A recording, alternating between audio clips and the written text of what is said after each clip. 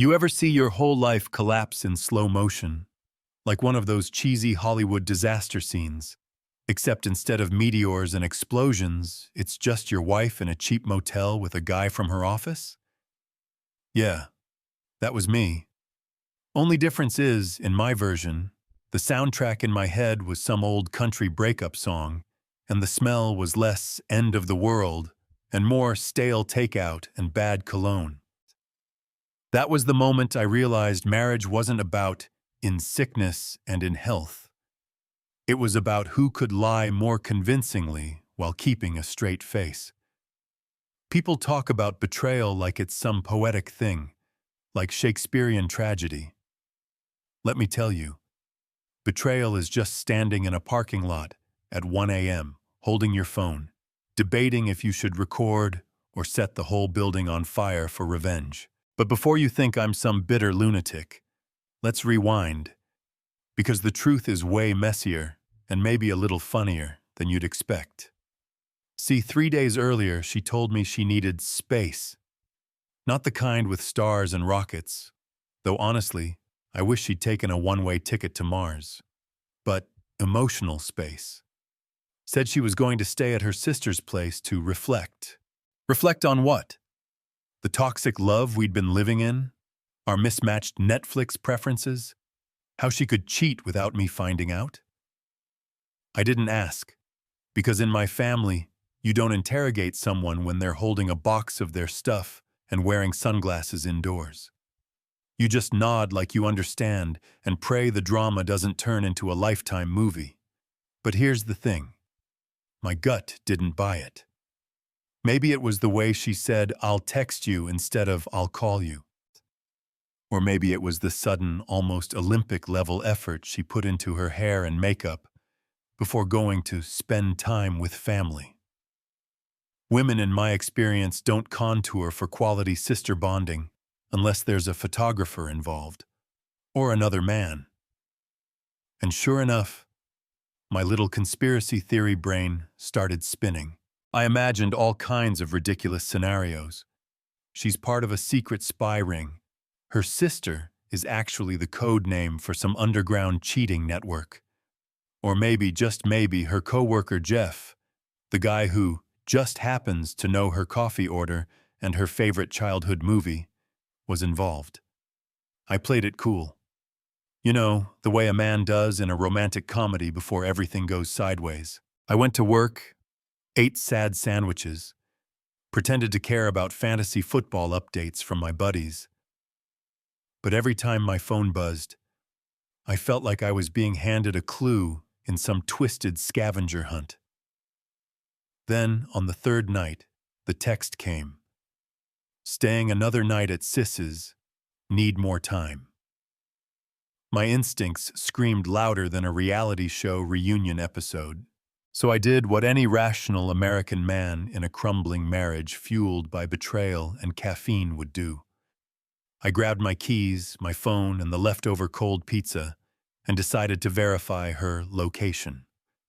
I drove to her sister's street first. Dark, quiet, nothing but a bored cat on the porch. Then I spotted it. Her car, parked 2 blocks over, right outside a budget motel with a flickering neon sign that looked like it had given up on life decades ago. My heart dropped, then immediately fired back up because this wasn't just heartbreak anymore. This was evidence. This was the kind of cheating you could submit to daytime court TV.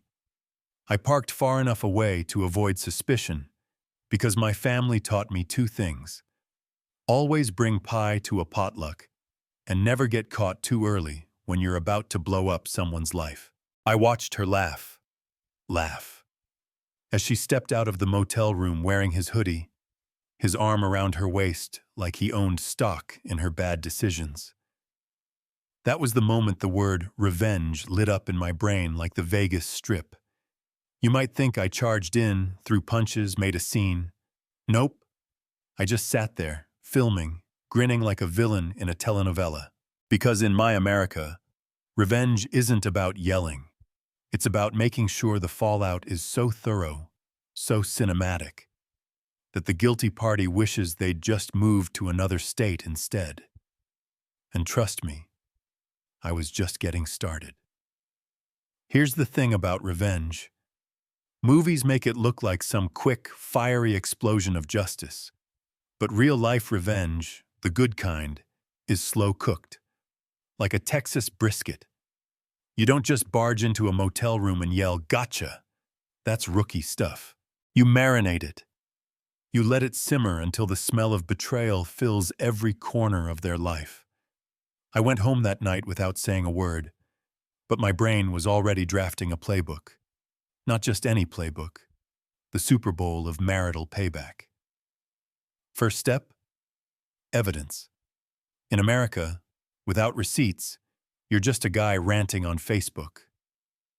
I uploaded the motel video to a secret folder labeled Family Recipes, because if there's one thing my wife never cared about, it was cooking.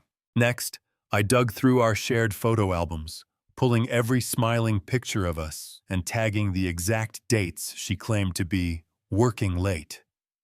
Let's just say a disturbing number of those nights lined up perfectly with office happy hours and team-building events. Yeah, team building. In his bed. By sunrise, I had enough proof to make even a Netflix true crime docuseries blush. But here's where the plan got creative. See, a normal guy might just send the evidence to her family, her boss, maybe post it anonymously online. Not me. Oh no, I had something bigger in mind. Because this wasn't just cheating. This was a toxic love triangle wrapped in a corporate conspiracy and possibly, just maybe, an alien plot to destroy my marriage. You think I'm joking, but the more I looked at Jeff's LinkedIn, the more I realized his previous work at Project Orion was suspiciously vague. So I started my own investigation. I went full tinfoil hat mode, fake profiles, burner phones, digging into his social media likes.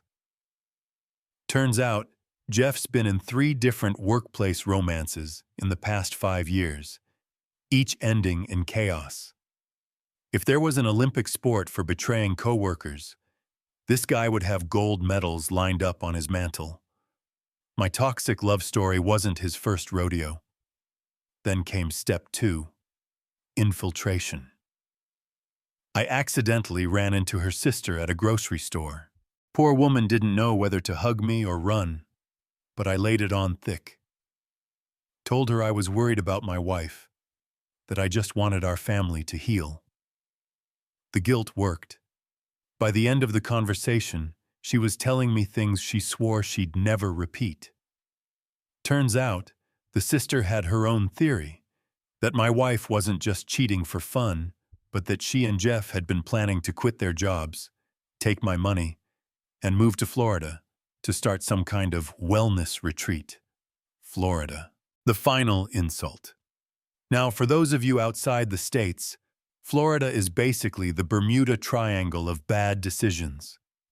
If someone tells you they're moving there for a fresh start, it usually means they're running from debt, drama, or in this case, an angry husband with video evidence.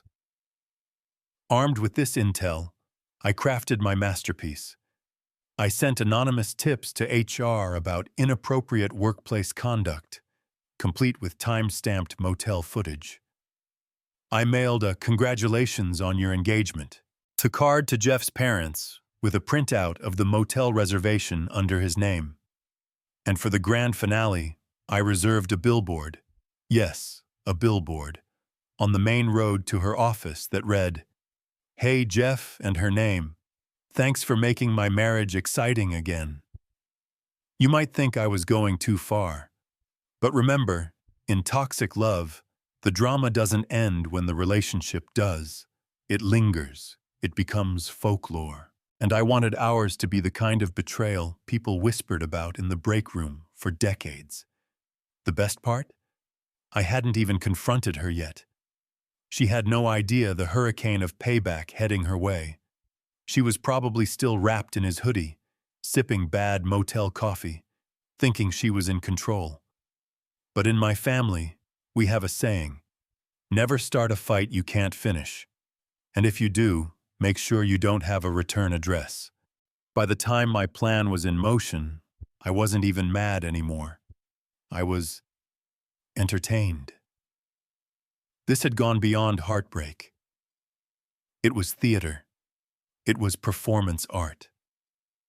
And I was the director, producer, and lead actor in the most satisfying show of my life. Little did she know, the curtain was about to rise. If you've ever orchestrated a revenge so perfectly that you almost want to send yourself a thank you card, you know the feeling I had waking up that morning. My coffee tasted richer. The birds outside seemed to chirp in rhythm with my heartbeat. Even my neighbor, who usually mows his lawn at 6 a.m. just to annoy me, seemed less irritating. Today was showtime. Step 3 of my master plan. The confrontation. Not the screaming, plate-throwing reality TV kind. No, this was going to be dignified, calculated, like a courtroom drama, except the jury was her entire family and the prosecution had a PowerPoint. I sent out a group text. Yes, a group text. To her parents, siblings, and a few strategically chosen friends of the family who thrived on gossip. The message was simple. Family meeting tonight. Bring popcorn. We met at her parents' house, the very living room where we'd once announced our engagement. She walked in, surprised to see everyone gathered, probably thinking it was some intervention for my trust issues. Jeff, bless his clueless heart, actually tagged along, like a guy walking into his own sentencing without a lawyer. I didn't even need to raise my voice. I just clicked the remote, and there it was. The footage, the motel, the hoodie, the laugh, the betrayal playing on a 65-inch flat screen with surround sound. Silence. You could hear the air conditioner kicking in. Her mother's jaw dropped so far it nearly hit the coffee table. Jeff turned the color of overcooked shrimp, and my wife, well, she tried the classic defense. This isn't what it looks like. Sweetheart, if cheating ever looked like something else, it wouldn't be called cheating. I didn't gloat. I didn't yell. I just stood there, hands in my pockets, letting the weight of the moment crush them. Because revenge isn't about noise. It's about control. It's about being the calm eye in the hurricane you created. Then came the twist. Just when they thought the humiliation was over, I dropped the second bomb, a manila envelope with copies of the HR complaints, screenshots of Jeff's other office affairs, and